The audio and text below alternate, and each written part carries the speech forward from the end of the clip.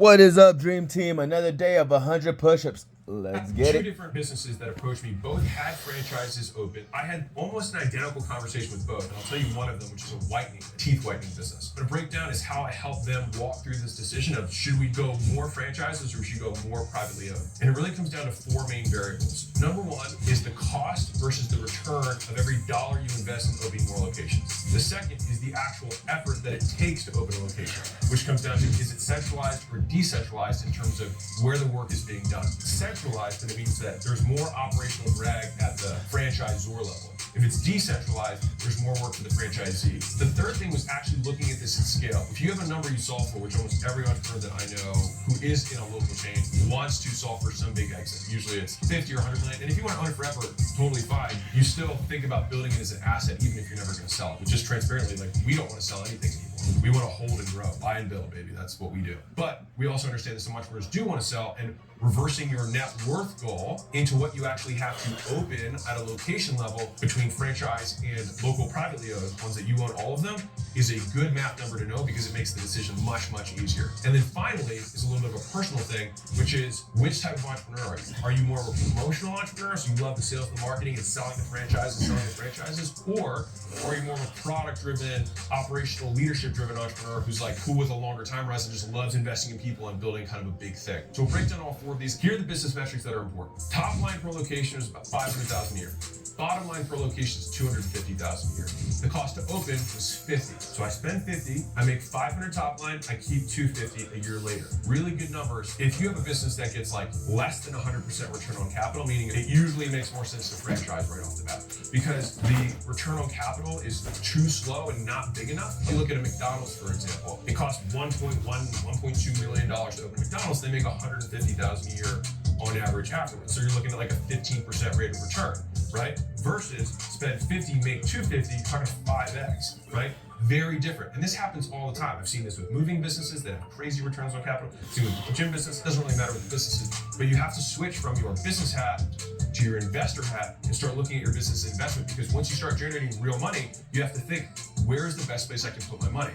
And if opening another location 5x is your money every year, you go from 1 million to 5 million, 5 to 25, 25 to 125, that becomes a very attractive machine if you expand the time horizon. We have this business. These individuals had decided to do the franchise. So this is what their franchise economics looked like. They would get 7.5% of top line. It's a royalty on top line, and it's usually some sort of marketing fund that everyone chips into so they can get national branding. Some franchises do flat fees, some do royalties. It doesn't really matter. There's a certain percentage of revenue that you're going to collect. Now, these guys were charging 7.5%. And so on 250, it was like $35,000 per year that they're making from the franchise. Okay, stay with me. Now, if the franchise runs at the same margins that the individual locations are, at 50%, so $20,000 of what they're going to make in net earnings at the franchisor level per location that they open. Here's the kicker.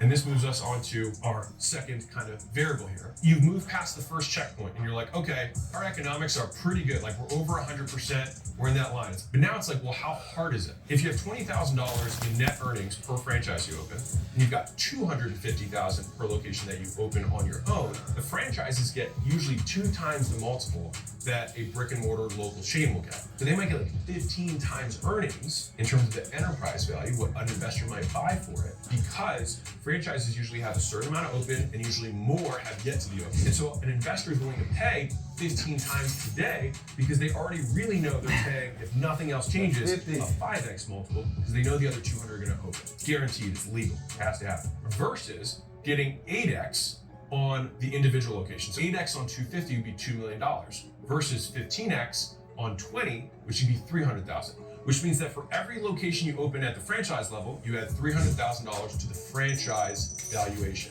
For every location you open on the privately held side, you would add $2 million. So that then informs how hard is it to open these locations? What is the constraint? If we have a super decentralized model, meaning the franchisees do most of the work, then it might mean that we could open 10 times more franchises for the same effort as opening one. At that point, it might make more sense to open more franchise locations. If it's super centralized and you're doing most of the work, then sometimes it makes a lot more sense to actually just keep opening locations on your own, provided the return on capital is there. You don't need to open spend $1 million to open a facility to make 200 grand, right? And the numbers pencil out where you just look dollars and cents. If I want to have $100 million exit, which you can have an exit or not, but you can still always build as though we're a sellable entity. Like, we will always build an asset so that it is sellable, not so that we sell it. So 100 million means 50 locations open privately, or 333 locations open with the franchise. And so you have to look at that and think, okay, if I can open, let's say 1 or 2 locations a month, which most franchise locations do, then it would only take me like 2, maybe 3 years to get to this number. Now, what's my rate of opening at the franchise level? Oftentimes, especially when I talk to franchisors,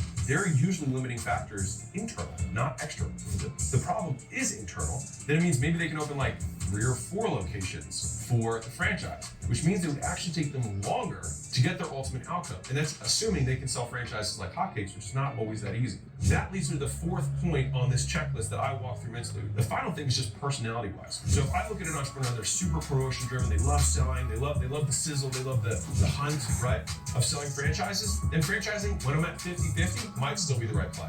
On the flip side, if there's somebody who's a little more product-driven, a little more leadership-driven, like love the ops, all that kind of stuff, then it might be more of a self-sustained, lower number, higher value play. And here's the key difference. If you have a really stark difference between franchise versus private, let's say a super promotion-driven entrepreneur, but all the math says that you should own it privately, then if you phrase the thing that you don't like as a deficiency in the business, then it becomes very solvable. So for example, staffing each of these locations becomes hard. You've got all these kind of low-skill, low-wage employees, which can be difficult to manage, lots of churn, etc. So what do? You hire somebody who's ran a staffing for a franchise that's gone from 50 to 250 multiple times.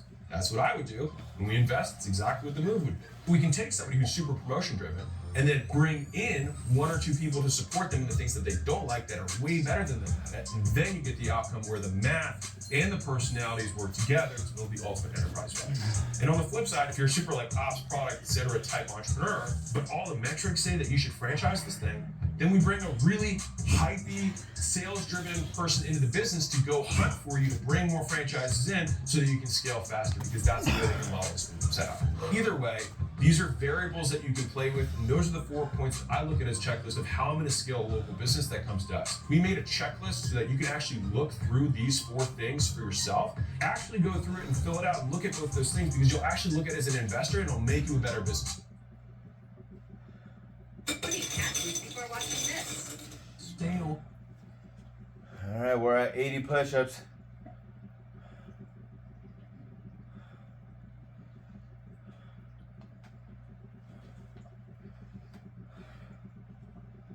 Some are saying S&P is going to go from 4,000, it's around 3950, 3980 to 35.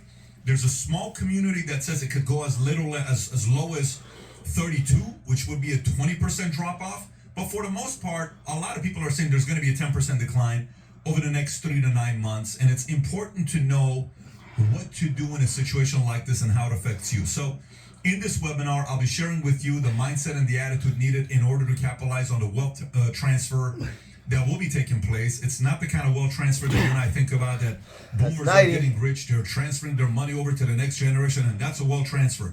This is going to be a different kind of a transfer. Okay, so I want to give a quick shout out to our sponsor, Masterworks. Let me tell you why you need to know about this company, why they now have 660,000 members, and why a lot of people in Miami at Art Basel, these big companies like Morgan Stanley and Goldman Sachs, are going and talking to clients about investing in art.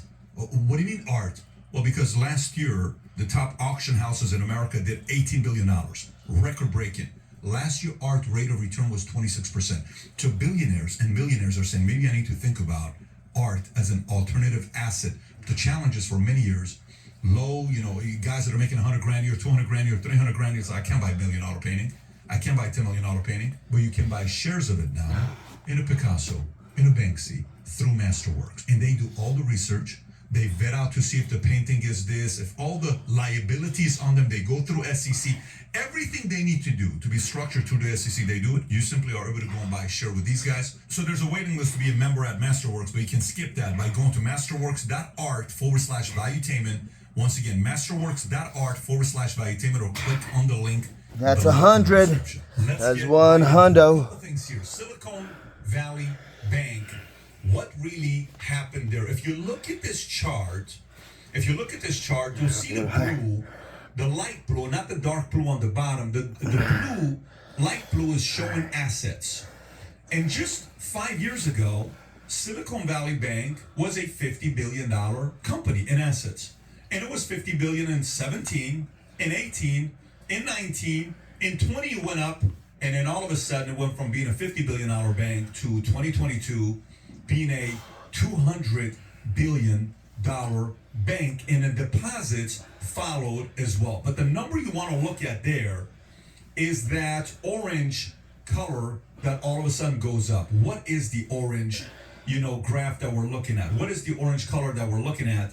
So a few things happen here. COVID stimulus, influx of tech startups, okay? Silicon Valley Bank buys a $100 billion 3-year bond at an average of 1.7% interest rate. So here's how this works. They buy a $100 billion bond from the government. It's safe. It's going to give them 1.7%. They're thinking they're doing great because everything is a lot lower than that. Remember, interest rates were super low. So like, oh, this is great. We'll be selling it back to customers that are coming to us. It's going to be fine. All of a sudden, it goes to 2.7, 2.5, 3%, 4%, 5%. Because we can't do this. We can't sustain this here. What do we do here? So next thing you know, the chart right here is loan assets and deposits in 2022. But look what happens here with their interest rates of the bonds that they bought. You see the orange? That's the bonds that they bought at $100 billion in 2022. March 2022, a little bit before March 2022. That's 3 years. Next thing you know, Fed rapidly and unexpectedly raises rates to 5% in 1 year. We're going to look at history on how many times this has ever happened in our economy. I'll show you the history of it.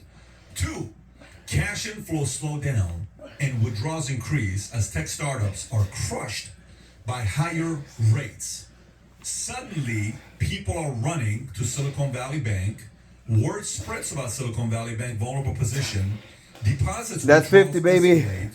They're forced to sell $21 billion of bonds at a $1.8 billion loss to meet withdrawals. Once they sell the loss, this becomes realized. That's 50. Dream team. I do it for you. I do it for me. I do it for we, the people. Let's go.